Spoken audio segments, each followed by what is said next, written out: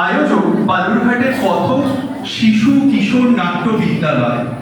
রচনা ও নির্দেশনায় রয়েছে মাননীয় তুহিন শুভ্র মণ্ডল। শুরু হচ্ছে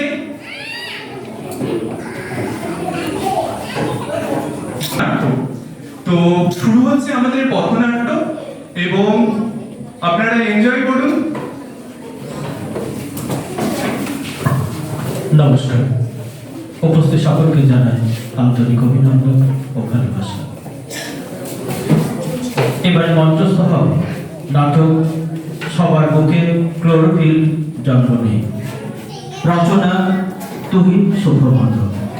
অংশগ্রহণে দীপ্তিকা মণ্ডল, দীপ্তিকা সাহা, তনুশিয়া মণ্ডল, সায়ন্তিকা মণ্ডল, মধুস্মিতা হালদার, অঙ্কিতা চৌধুরী, তমগ্ন সাহা, শ্রেয়াংশু সেন, অনিরুদ্ধ পাহাড়। শুরু হচ্ছে নাটক সবার বুকে ক্লোরোফিল জন্ম নেই। নির্দেশনায় তুহিন শুভ্র মণ্ডল।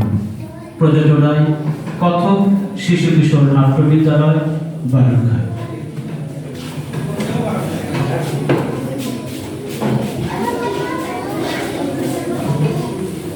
শুরু হচ্ছে নাটক। আমি যখন একলা থাকি তখন কি আর একলা থাকি জানো, তখন সঙ্গে থাকে তারা, থাকে সবুজ গাছপালা, আর তার ভেতরে চলে যাওয়ার পথও থাকে ঠিক যদি দিশারা। একটা আছে তার বেড়ালে আমার দিকে তাকায় খালি, এদিক ওদিক টানতে থাকে আমার। যেই না তাকে ধরতে যাব ভুলিয়ে দেয় সব বিষয়, ছুট দেয় আর কেই বা তখন থামায়। সেই ছুটে ছুট লাগায় চোরে, এই মাটিতে এই পাথরে, কত দূরে কেউ জানতে পারে না তা।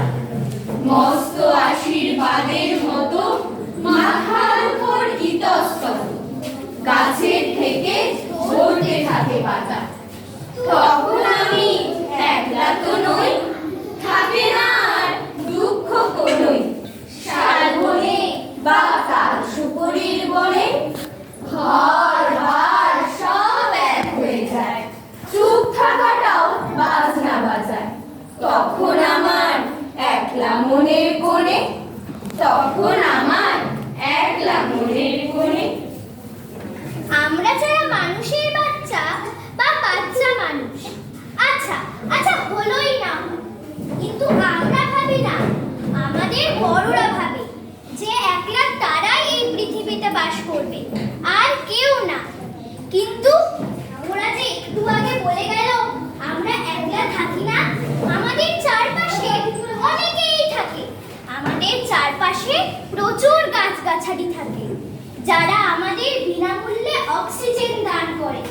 কিন্তু আমরা শ্বাস ভরে, আমরা বুক ভরে অক্সিজেন নিই, কিন্তু কখনো বুঝতে চাই গাছেরা কি বলতে চায়, কখনো শুনতে চাই তাদের কথা। আচ্ছা যাই হোক, আজ আমি আপনাদের একটি উদাহরণ বোঝাতে চাই, দেখি বোঝাতে পারি কিনা। ওই যে দেখুন, ওখানে একটি বন মহোৎসব অনুষ্ঠিত হচ্ছে। দেখি ওই যে দেখুন, গাছ কোন অনেকগুলি গাছ মিলে বন তৈরি হয়, তাই বন আমাদের। এই বন্ধুদের কথা মনে করি এবং এই বন্ধুদেরকে ভালোবাসতে রবীন্দ্রনাথ ঠাকুর শুরু করেছিলেন বন মহোৎসব। তাই আজ আমরা এখানে একটি বন মহোৎসবের আয়োজন করেছি। এবার বক্তব্য রাখবে বড়বাবু। বড়বাবু, এই বড় বড় নমস্কার। নতুন করে কি আর বলবো, আসলে মূল বিষয় হচ্ছে গাছের প্রতি ভালোবাসা। গাছের প্রতি ভালোবাসা, গাছকে বাঁচাতেই হবে, কেননা আমাদের চারপাশে গরম বাড়ছে। গাছ না বাঁচালে সবই বৃথা, গাছ না বাঁচালে সবই বৃথা। এই বক্তব্য রাখছি তো আমি, তুমি এত উত্তেজিত হচ্ছ কেন? আসলে কি স্যার, গাছের কথা শুনলে আমি একটু উত্তেজিত হয়ে যাই। নমস্কার নমস্কার নমস্কার। এবার বৃক্ষরোপণ। আমি সবাইকে অনুরোধ করছি আমাদের এই বৃক্ষরোপণে অংশ নিতে। নবযুবক সঙ্গে স্বেচ্ছাসেবক ও সেবিকাদের আমি অনুরোধ করছি আমাদের এই অনুষ্ঠানটিকে সফল করে তোলার জন্য। বড়বাবু, আসুন, আসুন, আসুন। বৃক্ষরোপণ জলের পাশে এসেছেন তো? হ্যাঁ হ্যাঁ, এই তো। ওটাই আগে দরকার, তাই না স্যার? আসলে কি জানেন তো, আপনাদের এই স্যার না একটু একটুতেই উত্তেজিত হয়ে যায়। না না স্যার, এই যে বলেন। বৃক্ষরোপণ ওইদিকে দুটো বন্ধ করতে স্যার, দাঁড়াও, দাঁড়াও। এটা খুশি, খুশি। স্যার, একবার একটা সেলফি। মানে, হ্যাঁ হ্যাঁ, নিশ্চয়ই নিশ্চয়ই নিশ্চয়ই।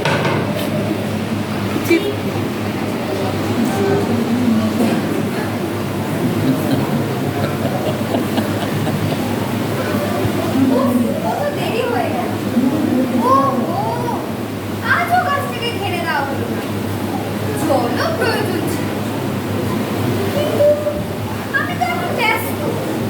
পরে দিন অন্যদেরকে বলবো গাছে জল দিতে। আসলে গাছ লাগানো হয় প্রচুর, কিন্তু তাকে যত্ন নেওয়া হয় না। অনেক সময় গাছ লাগিয়ে তাকে ঘেরাও হয় না। গরু অথবা ছাগল সেই গাছ খেয়ে নেয়। গাছেরও তো জীবন আছে, জল দিলে তার মধ্যেও প্রাণ সঞ্চার করে। একটা শিশু চারা গাছকে যত্ন যাবে করে না? সবার বাড়ির ছোট্ট শিশুদের যত্ন করা হয় না? অথচ আমরা গাছ লাগিয়ে সে গাছের কথাই ভুলে যাই গাছে জল দেওয়ার কথা। বৃক্ষরোপণ করে এখন শুধু ছবি তোলাই আমাদের কাজ। তাড়াতাড়ি ফেসবুকে আপলোড করাই যেন সব। গাছকে ভালোবাসি, গাছ আমাদের মন। গাছ মানে তো শুধু একটি প্রাণ নয়, গাছ মানে তো অনেক প্রাণ। তাই গাছ লাগান, প্রাণ বাঁচান। কবিগুরু রবীন্দ্রনাথ ঠাকুর বলেছিলেন, তুমি বৃক্ষ, আদি প্রাণ, গাছকে রক্ষা করো। গাছ বৃষ্টি আনবে, গাছ গরম হবে, গাছে গাছে বন তৈরি হলে বন্য প্রাণ জীবজন্তু ভালো থাকবে, পরিবেশের ভারসাম্য বজায় থাকবে। আমাকে চিনতে পারছো? আমি সেই ছোট্ট চারা গাছ। আমিও তো কষ্ট পাই, আমি তো বলতে পারি না। ও মানুষ, তোমরা বুঝবে না, করোনার সময় অক্সিজেনের কত সমস্যা ছিল। দেখনি, আমি তো বিনামূল্যে অক্সিজেন। আমাকে বাঁচাবে না? আমাকে ভালো রাখবে না? সত্যি আমরা কত ভুল করি, আমাদের প্রিয় বন্ধুকেই ভুলে থাকি। এখন বৃষ্টি কমছে, সবার বুকে ক্লোরোফিল জন্ম